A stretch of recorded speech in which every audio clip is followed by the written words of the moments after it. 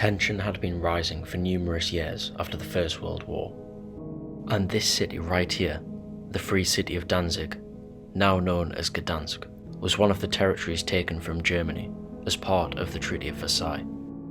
This coincided with other punishments, such as reparation payments and restrictions on the size of the German army. The consequence being growing bitterness and resentment among the German people. Combined with political instability and the Great Depression, this fed the Nazi Party's rise to power.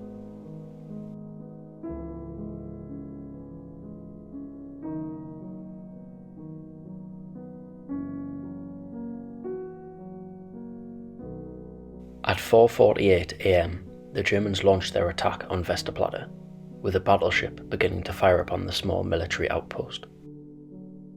It was this very invasion which led the British and French to declare war on Germany just 2 days later. And I'm sure you know the destruction which followed over the next 6 years, of what would be the deadliest war in history.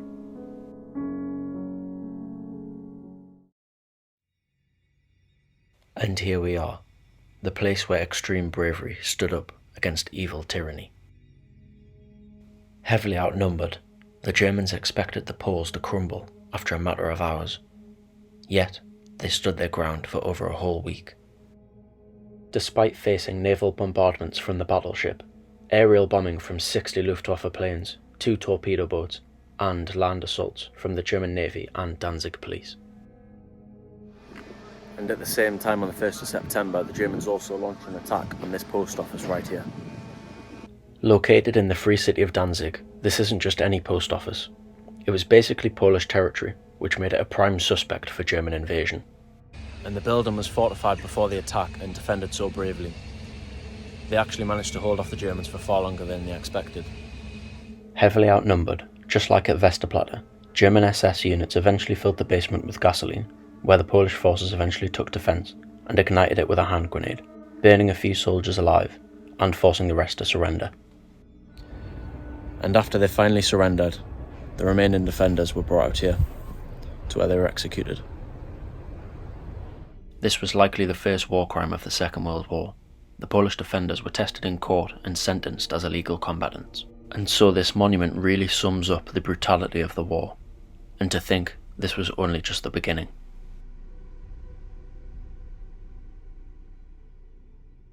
And just outside the post office stands a monument to commemorate the sacrifice of the brave Polish soldiers.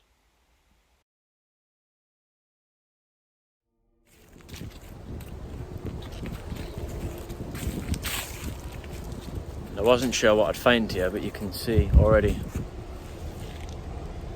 some remains there, like almost like a guard tower there, and maybe a bunker there, which we'll check out. But the Germans thought that they would take over this little island within a matter of hours, but the Polish ended up holding out for over a week. Among the glowing sun, the golden leaves, and the clear blue sky, it really was quite hard to grasp what actually happened here. The thoughts, the emotions, the feelings of the Polish soldiers as they held their posts, knowing defeat was inevitable. After a few days, 60 Luftwaffe Stuka dive bombers pounded the peninsula relentlessly. They managed to destroy vital defences and supplies, which left the Poles in an awful position, yet they carried on to fight. And again, we've got another one of the ammunition shelters just here. I think there's about 19 in total. I've already walked past a few. 19 along this peninsula, which is one of the reasons why the Polish military outpost was here in the first place, to help protect the likes of these sorts of supplies. And then the 6th day came. The Germans resorted to unorthodox strategies as they sent a burning train towards the Poles on these very tracks. Although, like many of their previous plans, it fell through when the train driver disbanded the train and set fire to the woods instead.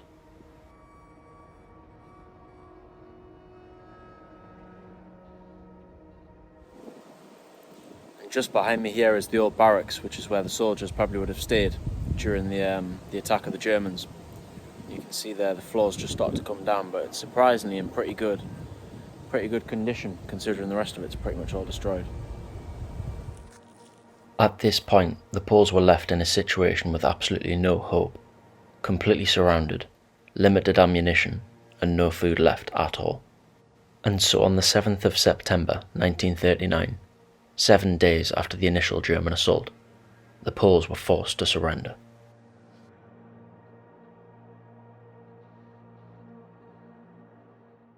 As a symbol of courage, bravery, and defiance, the monument of the Battle of Westerplatte is a testament to the Polish people. Against overwhelmingly unfavourable odds, 200 men against 3,000, when it really mattered most, the Poles showed vital resistance.